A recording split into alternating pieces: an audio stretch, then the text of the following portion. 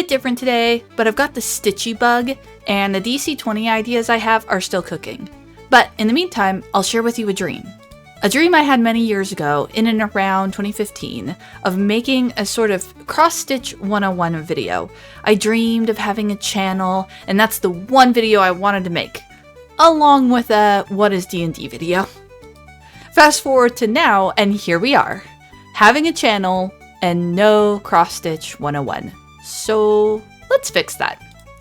Now the ultimate goal is to take someone utterly clueless to cross-stitch, and by the end, they ought to be able to chat with another stitcher and follow along. Let's break it down.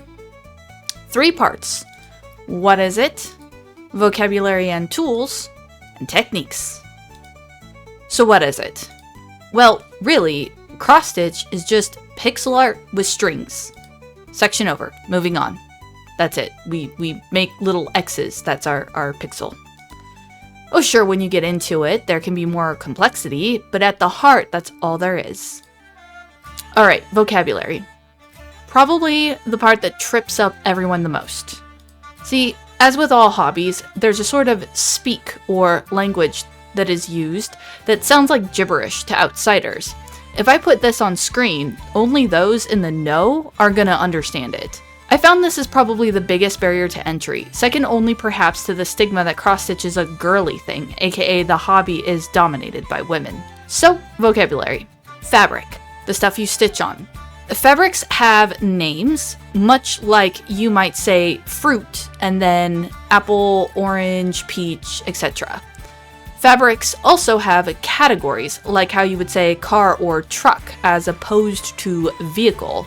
Like for example, some categories of fabrics are linen, even weaves, and Aidas. A linen has uneven bits. See here, thicker and thinner lines. Really look and see that some of the strands here are so thin you barely see them, and some are so thick they stand out as kind of blotchy. Even weaves has, well, even bits. See here. All of these are uniform. The holes and threads are all the same size, compared to the linen. See the difference? Aida is actually technically a kind of even weave, but it's special because it's really big. You actually have multiple strands, see here. There are sub-kinds too, like I could say even weave, or I could say Lugana, much like one would say truck or F-150. Floss or thread. The colored string we use. The most common is DMC 6-strand floss. Now there is also CXC floss, which is much cheaper, but some stitchers have had issues with it, although some have reported no issues, so pinch of salt. I use DMC 6-strand. I don't mind the price for a product I'm familiar with and one that I know. Next is the needles, the pokey bit. We use it to poke the fabric. They come in different sizes, but the biggest thing to note is that these are not sewing needles. These are tapestry needles or cross-stitch needles. The end is blunt. We have holes already, we don't really need to be making new ones. Frames, hoops, Q-snaps. These are all items that hold the fabric tight and spread it out, allowing us to get our needle in and out more easily and see what they were doing. And they come in a ton of shapes and sizes. So, hoops or Q-snaps. Hoops are probably the most infamous. You've probably seen them in old-timey movies or in places where they're trying to portray needlepoint or embroidery. There's also Q-snaps, which is kind of like a lightweight PVC pipe in a square with little clips that hold the fabric back. These are typically much smaller, and you would typically hold them in one hand and then use your other hand to stitch with, although you can get small stands to hold them. Now a frame or a scroll frame are often much larger and require something to hold them. This is where you would typically see stitchers using 2 hands, one on top and one on bottom, to pass the needle back and forth between their hands, aka stitching two-handed. The reason they're called scroll frames is because the design is to fit the entire width of the project, and what you do is roll up the bars at either end, like a scroll, and then you can choose where you want to work. via that rolling. Now there's stands like floor stands or desk stands or lap stands,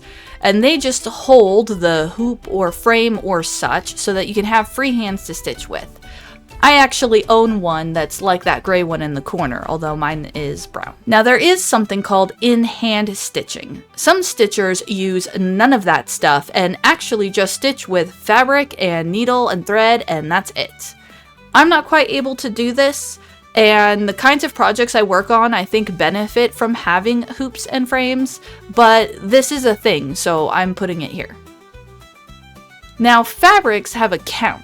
This is basically how pixelated your finished piece will be.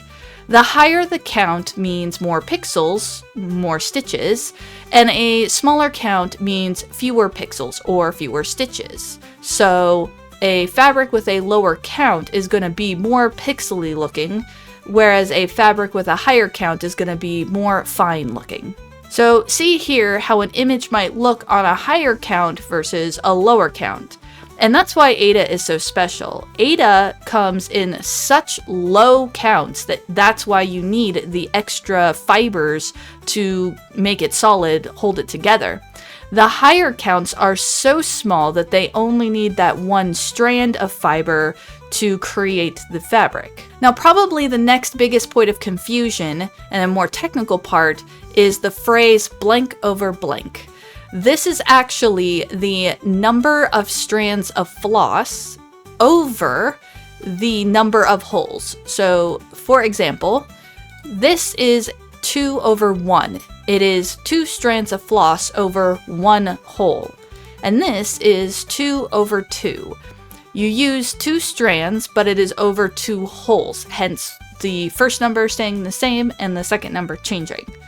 Now you can actually stitch in any combination of these. 1 over 1, 1 over 2, 2 over 2, 2 over 1, you get the idea. See here a better drawn graphic of this concept, or here where you actually see the 9x9 holes or the 1x1 hole. The choice of what to pick has to do with what count your fabric you're working on. Not enough strands of floss on the wrong count means poor coverage, aka there's fabric showing in between your stitches. The count also determines how big the overall image is. See here at the bottom example, when you have enough strands of floss, you get better coverage where it's fluffier and fuller looking. Now for an example of that other part, let's say you have an image that's 3 stitches wide, and you do it on a 25 count. The finished stitched area will be 12 inches wide when it's done. Now, if you do that same pattern of 300 stitches on an 18 count, it'll be 16 to 17 inches wide. So because patterns have a finite number of stitches in any direction, what count you choose to do it on is going to impact how big it is at the end. This mini game of picking the right fabric, the right count, the right pattern, the right stitch method, etc. is really half the fun. The other half is the meditative quality and satisfaction of the needle going in and out and in and out. It is bizarre, but it is so satisfying and addicting. Next are the patterns, or charts. It wouldn't work without this. So the pattern is exactly that. It's just a road map for the picture you're doing. It tells you what color goes where. They typically look like this and have symbols, and you just match the symbol to the corresponding color that you're supposed to use. All DMC floss has a universal number associated with it, and these icons or symbols just correspond to one of those numbers. There are different kinds of pattern types. These here are called full coverage because, as you can guess, they are full. They are fully stitched edge to edge, so you're actually stitching the background as well as the image that you're doing. Now, these are often called smalls by some, or I've also seen them called shaped.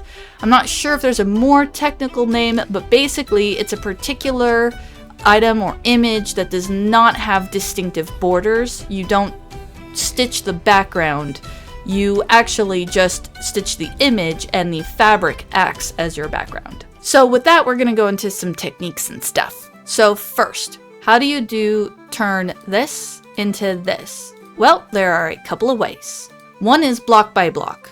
Taking a block, a 10 by 10 block, and just doing every stitch or color in that block, and then moving on to the next block. You can go across or down or in diagonals or whatever. This cuts a larger project into smaller sizable bits, and you don't really have to count past 10. Usually, this is combined with a method called parking, which I'll cover more in a bit. There is also rows or diagonal. This is where instead of blocks, you just do rows, and the rows can be all the way across or just 10 across or however long you want. These rows tend to look more organized, and it tends to give the effect of like a printer printing a picture bit by bit. This here is what's also called a diagonal, where the rows that you're doing are specifically set along a diagonal line, in my case in groups of 10. Now another method, and the one that I currently use, is called cross country, and this is where you pick one color and stitch that color everywhere it's located until you run out of floss. Then you go, when your string runs out, you go back usually to where you started, pick a different color, and fill in all the holes from there. This method leads to a kind of sprinkling effect where projects look a bit like matrix letters filling in as they go. So, parking. Now, parking can technically be used with any of these methods. Actually, there's no specific way you have to do it. In fact, there aren't any hard rules in cross-stitch at all, but these are common techniques that most people will discuss or use. So, parking means that you stitch what you want of a given color. And then, if you don't need any more, rather than cutting your string, you actually put it into the next hole you would go to if you were going to stitch that color, and then you pull your needle off and you just let it hang there. That way, when you get to that future spot, you just use the floss that's hanging there already, and the right color is kind of already there. Now, there's more that I could cover to show you how to stitch, but for now, I think I can say I've accomplished my goal of taking someone who has never seen stitching before into someone who can understand the jargon if they came to a stitchy stream. But you tell me. Comment below and let me know. Did this make sense? Did you learn something you never knew before? Thanks so much for hanging with me on this. We'll get back to some gaming topics next video. Thank you so much, and until next time.